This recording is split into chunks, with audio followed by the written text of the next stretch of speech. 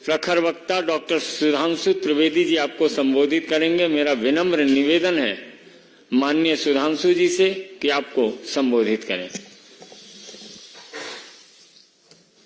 मित्रों, लोकसभा चुनाव की प्रक्रिया जो जो आगे बढ़ती जा रही है, त्यों-त्यों अपनी हार को निश्चय देखते हुए इंडी गठबंधन के नेताओं की निराशा, हताशा और कुंठा इस तथाकथित मोहब्बत की दुकान के अंदर से एक जहरीली जुबान के रूप में सामने आती जा रही है। पहले भी प्रधानमंत्री श्री नरेंद्र मोदी जी के प्रति एहसास कमतरी यानी इंफीरियरिटी कॉम्प्लेक्स, ईर्ष्या और ग्लानि के कारण अनेक प्रकार के आपत्तिजनक, अभद्र, निंदनीय बयान दिए गए। परंतु अब ऐसा प्रतीत होता है कि इस तथाकथित मोहब्बत की दुकान में सिर्फ जहरीले सामान ही नहीं है, ये किसी सियासी फरमान का हिस्सा है। मतलब there is a possibility of a political dictate which is being given from the top to carry on giving these type of dastardly statements, not only against Prime Minister Shri Narendra Modi ji, but going to the extent of creating a divisive mindset among the people of the country.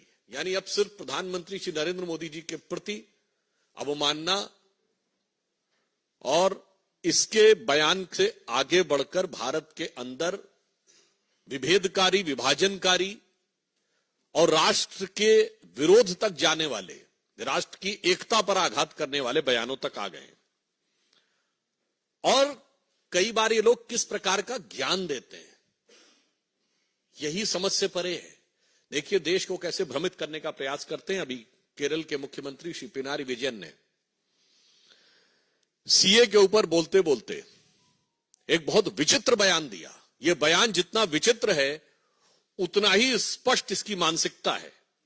उन्होंने कहा कि भारत माता की जय और जय हिंद के नारे पहले 2 मुसलमानों ने लगाए थे, इसलिए क्या इस नारे को त्याग देंगे? पहली विभाजनकारी मानसिकता यही है कि ये भारत माता की जय और जय हिंद के नारे एक भारतीय ने लगाए, ये नहीं दिखाई पड़ता है, उसमें हिंदू और मुसलमान दिखाई पड़ता है। दूसरी बात, उन्हें यह भी नहीं पता है कि जिसका उल्लेख वो कर रहे थे वो दीवान अजीमुल्लाह खां, नाना साहब पेशवा बाजीराव द्वितीय के दीवान थे, उस पेशवाई साम्राज्य के जिसे भारत के इतिहास में हिंदू पद पातशाही कहा जाता है। तो देखिए आधा अधूरा ज्ञान, टकराव करने के लिए सब कुछ। तो मैं इंडी गठबंधन और कम्युनिस्ट पार्टी और श्री पिनारी विजयन के ज्ञान में और अभिवृद्धि करते हुए बता देना चाहता हूं कि वंदे मातरम जो आनंद मठ में लिखा गया, उसका सबसे पहले राजनीतिक मंच के ऊपर जो गायन हुआ वो 1895 में कांग्रेस के कलकत्ता सेशन में हुआ और जिसकी अध्यक्षता रहमतुल्लाह अहमद सयानी ने की थी। यही तो मैं कहना चाहता हूं, ये सब भारत की एकता के प्रतीक थे, मगर सियासत के मकड़ जाल में इन लोगों ने इन चीजों को इस रूप में प्रस्तुत कर दिया कि भारत की एकता के प्रतीक उद्घोषों को सांप्रदायिकता का प्रतीक बनाने का प्रयास किया। और जो चाल 100 साल पहले थी वो आज 100 साल बाद भी वही फितरत है। कृपया भारत की एकता और भारत के गौरव के उद्घोषों के ऊपर विभाजनकारी राजनीति से परहेज करना चाहिए। और पुनः मैं कह रहा हूं, इंडी गठबंधन इस बात का जवाब दे पूरी बात की ये आई कहां से। और मैं पुनः कहना चाहता हूं, उससे भी आगे बढ़कर जिस भारत माता की जय और वंदे मातरम की बात कहते हैं, पहले तो पता नहीं उनको शायद वो लेफ्टिस्ट ही ज्ञान है। अरे भाई, ऋग्वेद के पृथ्वी सूक्त में लिखा हुआ माता भूमि पुत्रो अहम पृथिव्या, ये धरती हमारी माता है, ये देश हमारी माता है और हम इसके पुत्र हैं। गीता भी माता है, गंगा भी माता है, गौ भी माता है, भारत भी माता है, धरती भी माता है, मगर कम्युनिस्टों को उसमें कुछ और नजर आता है।